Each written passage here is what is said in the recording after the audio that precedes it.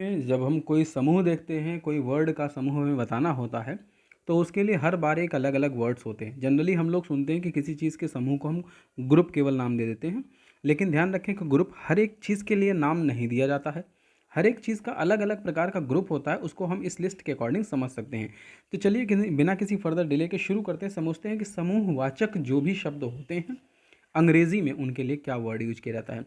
देखिए, जब कोई अंगूरों का गुच्छा होता है, यानी अंगूर ढेर सारे हों, पूरा गुच्छा बना हुआ हो, झुंड हो, जिसको गुच्छा बोलते हैं, तो उसे हम क्लस्टर ऑफ ग्रैप्स कहते हैं। क्या इसको पढ़ रहे हैं, ये भी ध्यान से सुनते जाइएगा, आप लोग को बहुत अच्छे से याद हो जाएगा।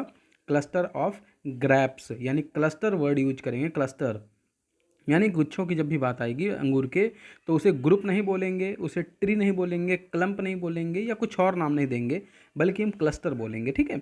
और जैसे ही मल्लाहों का जत्था आएगा, मल्लाहों का, तो उसे हम क्रू ऑफ सेलर कहेंगे। मल्लाह कौन होते हैं? जो नाव चलाते हैं। नाव चलाने वाले लोगों को मल्लाह कहा जाता है, सेलर कहा जाता है अंग्रेज़ी में। तो उनका जो समूह होता है उसके लिए हम क्रू बोलते हैं। तो क्रू ऑफ सोल्जर्स, सेलर्स कहा जाएगा। क्रू ऑफ सेलर्स, पानी वाले नाव चलाने वाले लोगों को ये नाम दिया जाता है। नेक्स्ट वन, लोगों की जब भीड़ होगी तो क्या बोलेंगे? उसके लिए हम वर्ड यूज करेंगे क्राउड, भीड़, या फिर यूज करेंगे कॉनकोर्स, या फिर यूज करेंगे थ्रॉन्ग। ये 3 वर्ड याद कर लीजिए, जो भी आपको ईजी लगेगा उसमें से वो चीज़ प्रिपेयर कर लीजिएगा, बहुत आसानी से याद हो जाएगा। ये जनरली मल्टीपल चॉइस टाइप में क्वेश्चन जब पूछे जाते हैं तो ये चीज़ें वहाँ आपसे पूछी जाती हैं कि लोगों के भीड़ को क्या कहा जाएगा। फिर जो पेड़ों का झुंड होगा, यानी जगह में घने जगह पेड़ लगे हों, ढेर सारे एक ही जगह पे ज़्यादा पेड़ हों, तो उसे क्या बोलेंगे? तो उसे हम लोग क्लम्प बोलेंगे। क्लम्प यानी पेड़ों का जो कुंज होगा, झुंड यानी एक जगह पर इकट्ठा ज़्यादा पेड़, वो क्लम्प कहलाएगा। ध्यान रखेंगे इस बात का। And the next one, cluster of trees, पेड़ों का जो झुरमुट होगा, झुरमुट मतलब एक लाइन में पेड़ ढेर सारे ऐसे करके लगे हैं, तो that will be known as cluster. उसको हम क्लस्टर नाम देंगे। तो ध्यान रखिएगा, कुंज अलग है और क्लस्टर अलग है, तो दोनों में थोड़ा सा बारीक सा फ़र्क है। ध्यान से समझेंगे तो बड़े आसानी से पता चल जाएगा। फिर उसके बाद पहनने का कपड़ा जब भी कहते हैं तो सूट ऑफ क्लॉथ्स कहा जाता है, एस लग दे जाता है, तो ये थान होता है, लेकिन इसे सूट ऑफ क्लॉथ्स कहते हैं। पहनने के जब वस्त्र होते हैं ढेर सारे किसी जगह पे, तो उसको क्लस्टर ऑफ क्लॉथ्स कहा जाता है। फिर इसी तरह से मधुमक्खियों के झुंड की बात करते हैं, इससे तो सब परिचित होंगे। मधुमक्खी अगर किसी की काटी है तो पता होगा, तो उसके जो झुंड होता है उसको स्वार्म कहा जाता है, स्वार्म। तो ध्यान रखिएगा, स्वार्म कहा जाता है मधुमक्खियों के झुंड को। इस तरह से इन चीज़ों को, वर्ड को याद करते जाइएगा तो बहुत अच्छे से आपको याद हो जाएगा। फिर उसके बाद में बात करते हैं घोड़े, बैल, क्रिकेट के खिलाड़ियों का जो दल होता है, इन सबको टीम कहा जाता है। यानी घोड़ों का जो जब ग्रुप होगा टीम कहलाएगा, ऑक्सन बैलों का जो ग्रुप होगा टीम कहलाएगा, क्रिकेटर का भी ग्रुप टीम कहलाएगा। इस जगह पे टीम होता है। तो ध्यान रखिएगा, कई जगह पे आप लोग टीम की जगह हर्ड भी कहते हैं, लेकिन वो अनियंत्रित होते हैं। यहाँ पर नियंत्रण वालों की बात की जा रही है, इसलिए इस तरीके को ध्यान रखिएगा। बच्चे या सेना के दल को, यानी जब बच्चों का ग्रुप होता है तो उसको ट्रुप कहा जाता है।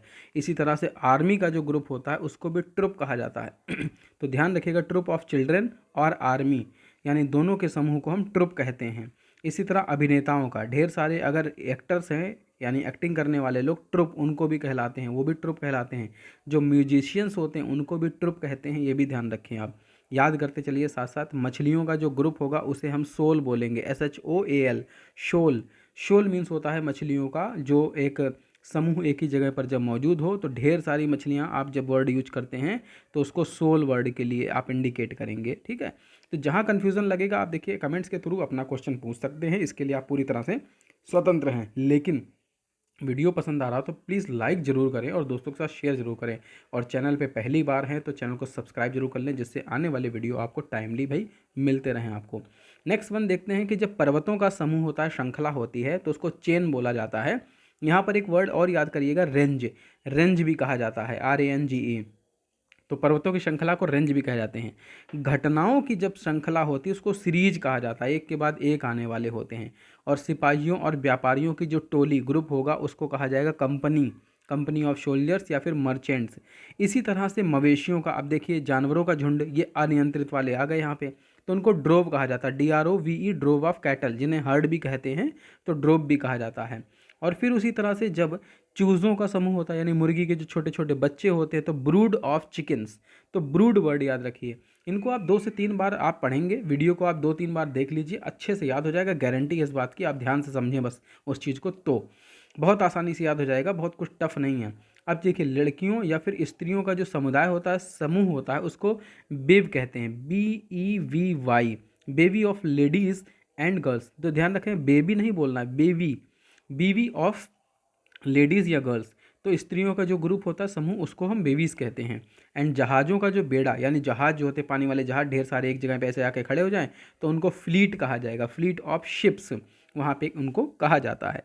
एंड द नेक्स्ट वन ऐसे ही है, भेड़ों का जब ढेर सारा झुंड हो, तो भेड़ एक साथ जब जगह होती है तो फ्लॉक, FLOC के फ्लॉक कहा जाएगा भेड़ों के झुंड को।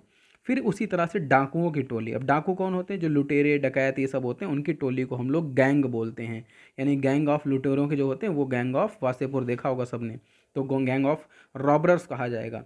इसी तरह से अंकों या फिर द्वीपों का समूह, मान लीजिए गिनतियां हैं ढेर सारी, तो उनका समूह, या फिर द्वीप हैं, यानी आइसलैंड है जिस पर लोग जाके रहते हैं, टापू जिन्हें कहा जाता है, तो ग्रुप उन्हें कहा जाएगा, ग्रुप ऑफ फिगर्स या फिर ग्रुप ऑफ आयरलैंड्स।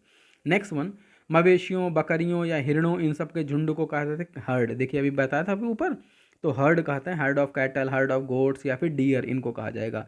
फिर उसी तरह से जो मधुमक्खियों का छत्ता होता है, उसे हाइव कहते हैं, HIVE, हाइव। हाइव का मतलब होता है छत्ता, मधुमक्खियों वाला। और फिर कुत्तों का जो झुंड होता है, ये बड़ा फेमस है भाई, पैक ऑफ हाउंड्स कहा जाता है, पैक ऑफ हाउंड्स। जब भी बोला जाए तो कुत्तों का झुंड कहा जाएगा इस तरीके से। और उसके बाद अनाज का गट्ठर, तीरों का गट्ठा जो पड़ा होगा, उसे शेफ बोलेंगे। And crown of the arrows बोलेंगे। इस तरह से इसके नाम रखे जाते हैं। फिर इस तरह से जहाँ से बुक रखी जाती हैं, बुक्स ढेर सारी होती हैं, उसे हम लोग शेल्फ कहते हैं या लाइब्रेरी कहते हैं। तो ऐसे वर्ड्स को याद करते रहिए। अगर वीडियो अच्छा लगा तो प्लीज़ लाइक करना बिल्कुल ना भूलें, चैनल को सब्सक्राइब कर ले। आने वाले वीडियो में आप ऐसे ही मज़ेदार चीज़ों को देखते रहेंगे। तब तक के लिए बने रहिए हमारे इस चैनल पे। फिर मिलेंगे एक नए वीडियो के साथ। Stay happy, stay safe.